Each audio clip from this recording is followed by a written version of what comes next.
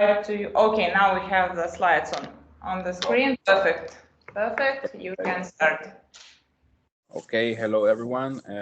I'm Silvio Lazaro. I'm going to be talking to you about our design and manufacturing of a 3D printed underwater robot through parameters of CAD and CFD and the stress analysis for optimization and performance. Okay, here we have a little agenda where we're going to be talking about a little introduction, our method, some analysis and results, and our conclusions. First, we go to our introduction, and we can see that recent advancements in unmanned underwater vehicles, and particularly ROVs and AUVs, reflect a growing need for effective explorations in the oceans. Challenges such as high cost and limited maneuverability have spurred the development of innovation designs. To address this, a project aims to design and manufacture an open structure underwater robots using 3D printing. This approach integrates hydrodynamic efficiency and precise thruster control while reducing cost.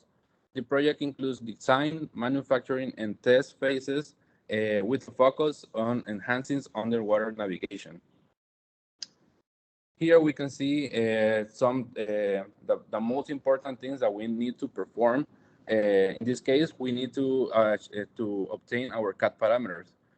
First, our CAD parameters enable designers to specify geometric characteristics such as dimensions, angles, tolerances, materials, and spatial relationships in a precise and structured manner. Here we can find our first table, which this table indicates different parameters that must be considered to understand its mobility within water. Next, we need to calculate our stress analysis, and this is used to evaluate how the forces applied to a structure or component affect its mechanical behavior to determine its strength, durability, and safety under various loading conditions. For our CFD parameters, we find that this enables the simulation and visualization of complex fluid flow, such as velocity, pressure, temperature, and turbulence. The force and torque parameters of the submarine were studied along its different axes through CFD analysis. All these parameters and analysis were made on SolidWorks. Now we find our CAD design. In this case, to achieve the optimal design, several prototypes were made. In this case, we performed some prototypes which didn't have the wings. In this case, we find that the wings we didn't have too much turbulence on the first test. This did not meet the navigation and hydrodynamic movement requirements, but identifying these critical points give us an overview of improvement to reach the best possible prototype.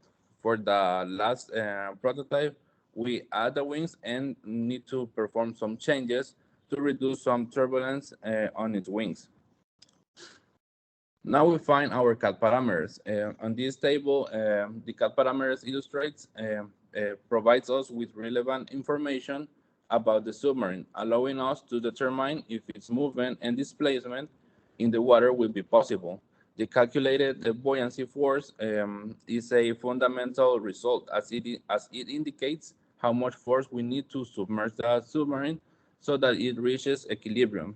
Here we find all the parameters that were obtained through SolidWorks. Here, all performed on CAD.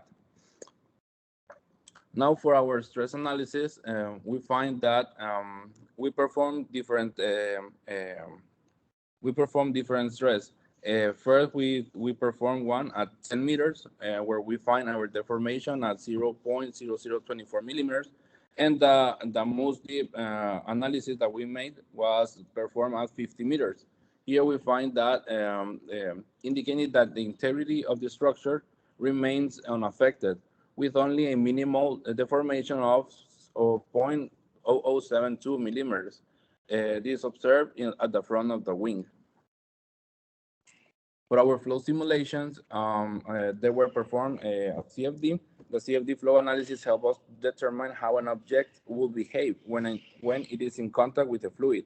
In this case, the submarine was tested at different fluid velocities ranging from 0.5 millimeters per second to 2.5 meters per second. With the CFD study, we can determine if the object has a hydrodynamic design for navigation. Now we have our translational and rotational motions. These were performed and obtained through our polynomial regression based on simulation, everything performed on CAD. For the fabrication and testing, we find that figure 8 illustrates the assembled submarine undergoing testing in a pool. The material used was a PLA, which have a 35% infill, and it was coated in epoxy resin with a manufacturing time of 110 hours. In this case, the submarine consists of 25 PLA parts, 4 T200 turbines, a Pixhawk, and a Raspberry Pi for its communication. On figure B, we demonstrate how the submarine can submerge to the bottom of the pool, while on figure C, we show how the submarine floats in the water, fulfilling navigation requirements in both states. Now for our conclusion, we find that submarine robots have emerged as an essential tool in a marine exploration, deployed to carry out various tasks across multiple industry sectors. The application of CAD and CFD parameters has demonstrated significant improvements in design, eliminating critical points identified during simulations. Furthermore, stress analysis has confirmed a submarine design capable of withstanding various pressures, making it ideal for subsequent testing in physical environments. And thank you very much for your attention. Thank you for